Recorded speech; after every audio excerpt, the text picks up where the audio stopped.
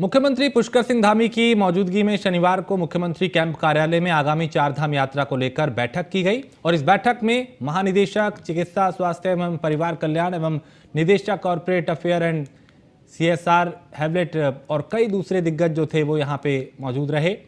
इस दौरान मुख्यमंत्री पुष्कर सिंह धामी ने कहा कि चारधाम यात्रा में हेल्थ एटीएम की सुविधा होने से श्रद्धालुओं को काफी सुविधा होगी। उन्होंने कहा चारधाम यात्रा मार्ग पे चिकित्सा सुविधाओं को और बेहतर किया जा रहा है। मुख्यमंत्री ने मानसखंड स्थित पवित्र स्थानों मानसरोवर यात्रा, बैजनाथ धाम, कैची धाम और कई धामों के लिए भी Hewlett Packard enterprise health ATM की सुविधा प्रदान करने की अपेक्षा की है।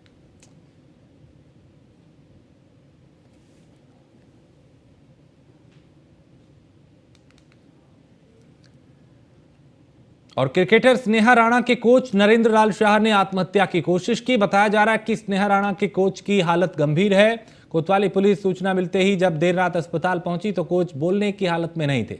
दोबारा से पुलिस कोच के बयान लेने की कोशिश करेगी और पुलिस की शुरुआती जांच में यह सामने आया है कि वो डिप्रेशन में थे और हाल ही में अकादमी में प्रशिक्षण ले रही एक ट्रेनी से उनकी बातचीत का ऑडियो वायरल हुआ था। इस घटना के बाद से ही कोच डिप्रेशन में चल रहे थे। बता दें कि नरेंद्र लाल शाह देहरादून शहर के जोगीवाला में लिटिल मास्टर क्रिकेट क्लब नाम से अपनी अकादमी चलाते हैं। नरेंद्र लाल के जहरीला पदार्थ खाने की वजह के पीछे कयास लगाया जा रहा है कि कोई ऑडियो वायरल हुआ था और ऐसी चर्चा है कि नरेंद्र लाल की अकादमी की ही ट्रेनी युवती के साथ उनकी बातचीत का ऑडियो वायरल हुआ था और इस घटना के बाद से ही शाह डिप्रेशन में चल रहे थे। ऐसे में आशंका है कि इसी डिप्रेशन की वजह से उन्होंने एक कदम उठाया।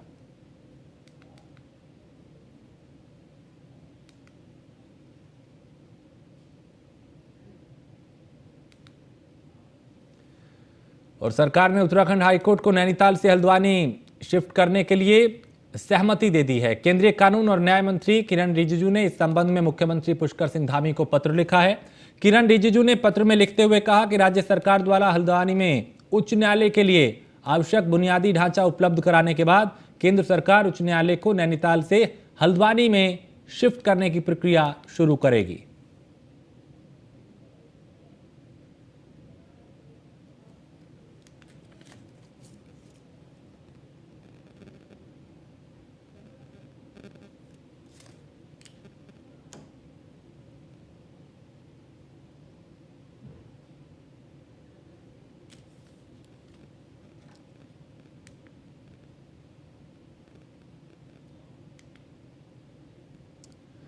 और सचिवालय अवकाश के दिन भी शनिवार को खुला हुआ है। यही वजह है कि मार्च क्लोजिंग इसकी वजह बताई जा रही है। राज्य सरकार के विभिन्न विभागों के बजट को समय से उचित मद में खर्च किया जाना है और काम के अधिक दबाव को देखते हुए अवकाश के दिन भी सचिवालय खोला गया। सचिवालय का जायजा लिया हमारे उत्तराखंड ब्यूरो चीफ सुदीप जैन ने। शनिवार को बंद रहने वाले सचिवालय में भी आज हलचल है। अफसर और कर्मचारी आ जा रहे हैं। इस वक्त मैं मुख्यमंत्री कार्यालय की जो बिल्डिंग है जिसे एपीजे अब्दुल कलाम भवन कहते हैं उसके ठीक बाहर हूँ। दरअसल मार्च क्लोजिंग का प्रेशर जो हम प्राइवेट कंपनियों पर या निजी सेक्टर पर देखते हैं उसका प्रेशर सचिवालय पर भी है। लिहाजा मार्च क्लोजिंग को देखते हुए आज शनिवार के दिन भी सचिवालय सामान्य प्रशासन के आदेशों पर आरओ, सेक्रेटरी, अंडर सेक्रेटरी भी विभागवार अपने अपने दफ्तरों में पहुंच रहे हैं। दरअसल राज्य सरकार के मुखिया मुख्यमंत्री पुष्कर सिंह धामी ने दो टूक कहा है कि बजट का सदुपयोग हो और समय से योजनाओं का लाभ आम जन को मिले। यही वजह है कि शनिवार रविवार को बंद रहने वाला सचिवालय आज शनिवार के दिन भी खुला हुआ है और आम दिनों के तरह, सामान्य दिनों की तरह यहाँ पर आज भी कामकाज हो रहा है। कैमरा सहयोगी अंजीत के साथ सुदीप जैन, न्यूज 1 इंडिया, देहरादून। और राहुल गांधी की लोकसभा सदस्यता रद्द किए जाने को लेकर कांग्रेस नेताओं और कार्यकर्ताओं में काफी गुस्सा है। देहरादून में भी कांग्रेस के वरिष्ठ नेता और कार्यकर्ताओं ने सरकार के विरोध में मशाल जुलूस निकाला। इस दौरान राहुल गांधी की लोकसभा की सदस्यता खत्म किए जाने को उन्होंने दुर्भाग्यपूर्ण बताया। राजधानी में कांग्रेस नेता राहुल गांधी के समर्थन में यूथ कांग्रेस कार्यकर्ताओं ने कांग्रेस प्रदेश मुख्यालय से घंटाघर तक मशाल जुलूस निकाला और इस जुलूस में कई कांग्रेस कार्यकर्ता और नेता शामिल हुए।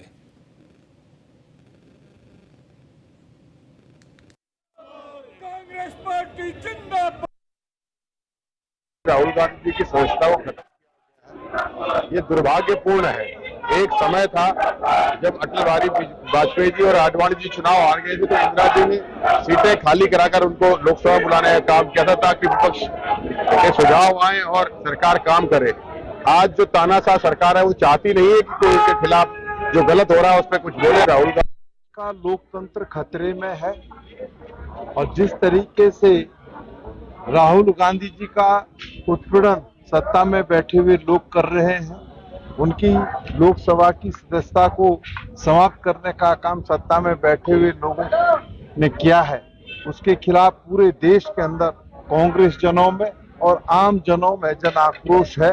और आज यूथ कांग्रेस द्वारा मशाल जुलूस निकाल करके इस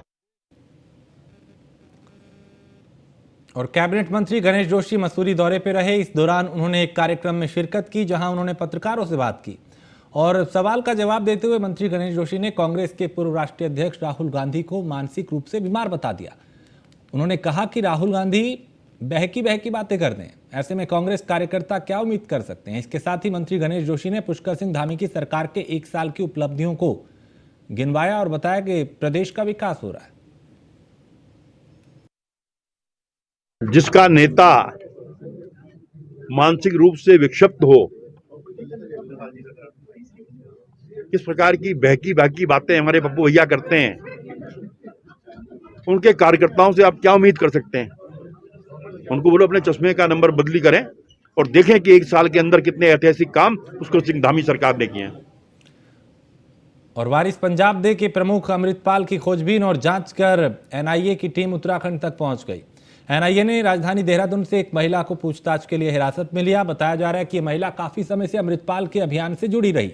एनआईए ने महिला से पहले उसके घर पर पूछताछ की, इसके बाद उसे अपने साथ दिल्ली ले आई और दिल्ली में उससे पूछताछ की जा रही है।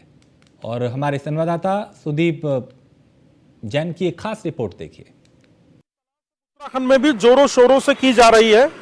उत्तराखंड की नेपाल से सटी सीमा बनबसा टनकपुर के निकट और हिमाचल होते हुए उत्तराखंड आने वाले रास्ते पर भी पुलिस बड़ी मुस्तैदी से इस वक्त चेकिंग अभियान चला रही है। दरअसल एक शक यह है कि अमृतपाल फरार होते वक्त अपनी वेशभूषा को बदला और फरारी के लिए उसने उत्तराखंड का रुख किया। हालांकि आधिकारिक रूप से भी पुष्टि नहीं हुई है, परंतु अलग अलग एजेंसीज के इनपुट के आधार पर उत्तराखंड में भी तेजी से तफ्तीश चल रही है और अमृतपाल का ठिकाना तलाशा जा रहा है। सूत्रों की माने तो एनआईए ने जो इस पूरे मामले की जांच कर रही है, अमृतपाल की समर्थक एक महिला से भी पूछताछ की है, उसे अपने साथ लेकर गई है। देहरादून निवासी ये महिला थी। हालांकि आधिकारिक रूप से अभी इसकी पुष्टि नहीं हो रही है और पुलिस मुख्यालय भी इस प्रकार की किसी भी जानकारी से इनकार कर रहा है। परंतु जिस प्रकार से अमृतपाल मामले में केंद्रीय गृह मंत्रालय की सख्ती और एनआईए जैसी टीम तेजी से इन्वेस्टिगेशन कर रही है, उसको देखते हुए उत्तराखंड पुलिस भी अलर्ट है। अपने बॉर्डर्स पर विशेषकर बनबसा और कुल्हाल बॉर्डर जो कि विकासनगर हिमाचल से आता है, उस पर खासा मुस्तैदी से वाहनों की चेकिंग कर रही है। एसटीएफ स्पेशल टास्क फोर्स के कुछ तेज तर्रार सब इंस्पेक्टर भी इस पूरे मामले का इनपुट अधिक से अधिक हासिल कर अमृतपाल तक या उसके समर्थकों तक पहुंचने की कोशिश कर रहे हैं। साथ ही अमृतपाल के समर्थकों जो सोशल मीडिया पर बीते दिनों खासा सक्रिय रहते थे, उनकी भी जानकारी जुटाई जा रही है। अकेले उधम सिंह नगर में ऐसे 10 लोग चिन्हित हुए हैं। कैमरा सहयोगी अंजीत के साथ सुदीप, न्यूज़ 1 इंडिया, देहरादून। बारिश और पंजाब से फरार खालिस्तानी समर्थक अमृतपाल को लेकर उत्तराखंड में भी अलर्ट जारी किया गया है। हरिद्वार में अमृतपाल की तलाश के लिए पुलिस जुट गई है। एसएसपी हरिद्वार अजय सिंह ने जिले के सभी सीमाओं पर तलाशी अभियान के निर्देश दिए हैं। इसके अलावा धर्मशाला, आश्रम और होटल को भी चेक किया जा रहा है। वहीं अमृतपाल की फोटो भी चेक पोस्ट पे चस्पा करवाई गई है और अपील लोगों से भी की गई है कि अगर इसे कहीं देखें तो जानकारी पुलिस को तुरंत दें।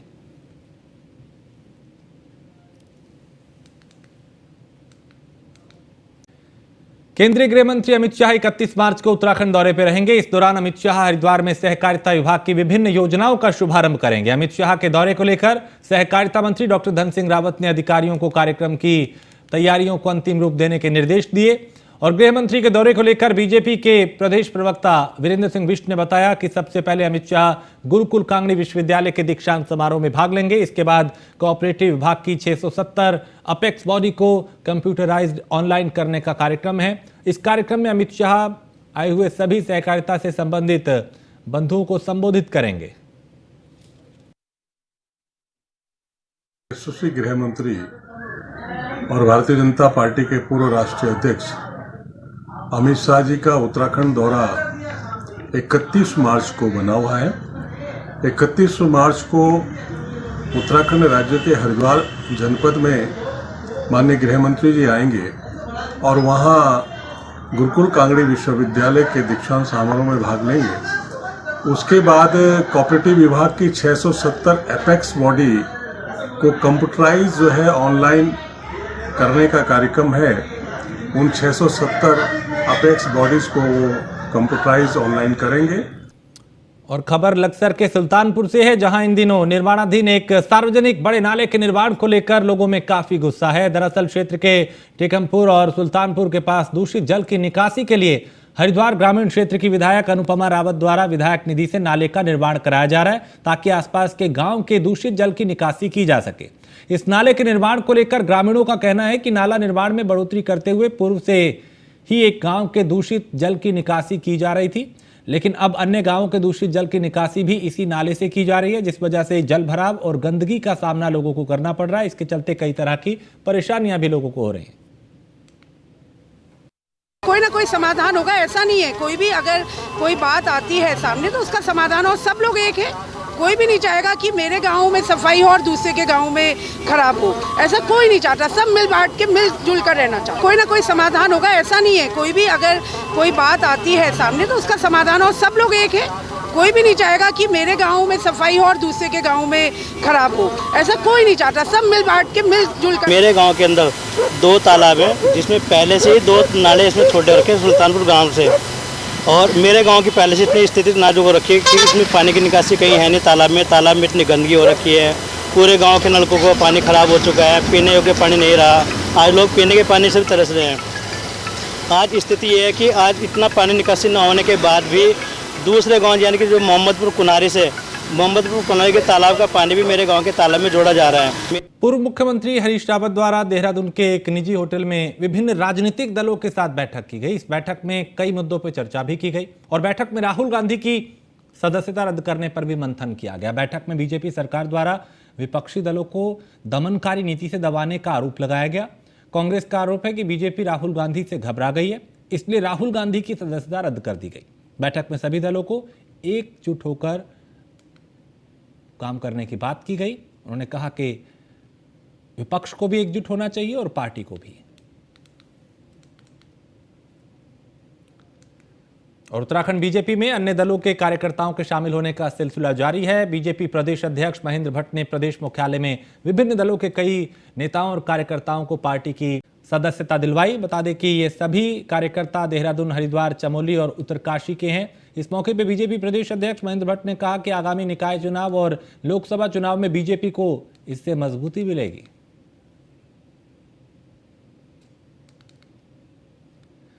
तो कई दलों के कार्यकर्ता आज बीजेपी में शामिल हो गए और महेंद्र भट्ट ने कहा कि बीजेपी का जो कुनबा है वो बड़ा हो रहा है, वो बढ़ रहा है।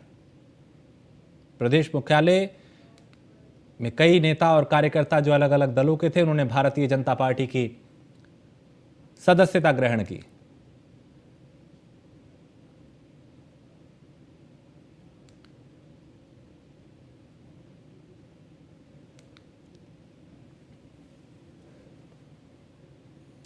और लक्सर कोतवाली क्षेत्र स्थित खड़ंजा कुतुमपुर गांव के पास रेलवे ट्रैक से एक 45 वर्षीय शख्स का शव बरामद हुआ। ट्रैक से शव मिलने के बाद पुलिस को सूचना दी गई। आसपास के इलाके में सनसनी फैल गई। पुलिस ने शव को कब्जे में लेकर पोस्टमार्टम के लिए भेजा और जांच शुरू कर दी।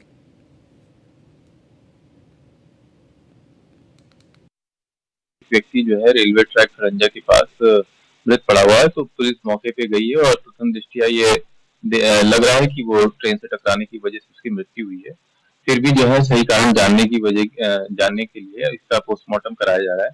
अभी तक उस शव की शिनाख्त नहीं हो पाई कि ये किसका है, लेकिन उसके लिए आसपास पूछताछ भी की जा रही है और अग्रिम खबर अल्मोड़ा से है, जहां पेंशन नियुक्ति समेत कई मांगों को लेकर सरकार के खिलाफ मोर्चा खोल दिया गया और मांगों को लेकर चौघान पाटा गांधी पार्क में प्रदर्शन किया गया। इस दौरान सभी ने नारेबाजी की और कहा कि अगर सरकार जल्द ही उनकी मांगों पर कार्रवाई नहीं करती तो फिर कैलाश मानसरोवर यात्रा को रोकने के लिए वो बाध्य होंगे। राज्य सरकार होश में आओ।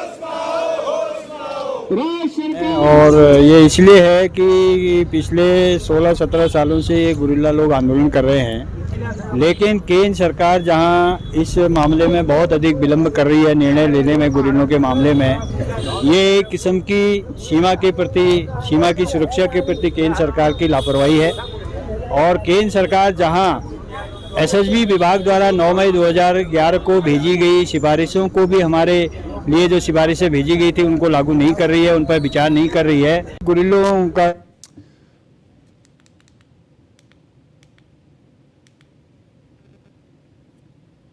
तो गुरिल्लों ने सरकार के खिलाफ यहां पे मोर्चा खोल दिया, विरोध प्रदर्शन किया, नारेबाजी की और कहा कि उनकी मांगे नहीं मानी गई तो मानसरोवर यात्रा को रोकने के लिए वो मजबूर होंगे।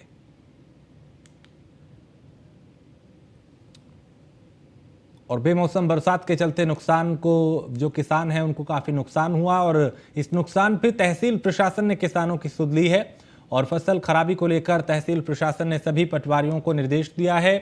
किसानों की बर्बाद हुई फसलों की गिरदावरी करवाकर सभी किसानों को उचित मुआवजा दिया जाएगा।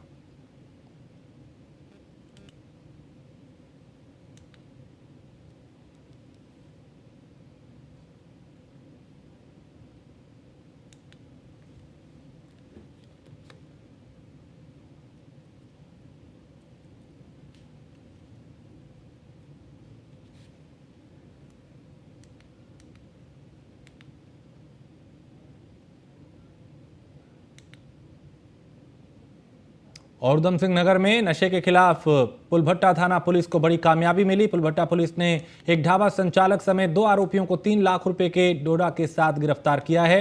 आरोपियों के पास से पुलिस ने करीब 15 किलो डोडा बरामद किया है। अब इनसे पूछताछ की जा रही है कि आखिर इस नशीले पदार्थ को कहां से ला रहे थे, कहां पहुंचाना था, कब से काम कर रहे हैं और गिरोह में कौन लोग हैं, ताकि एक एक कड़ी को जोड़ के पूरी चेन को शिकंजे में लिया जा सके।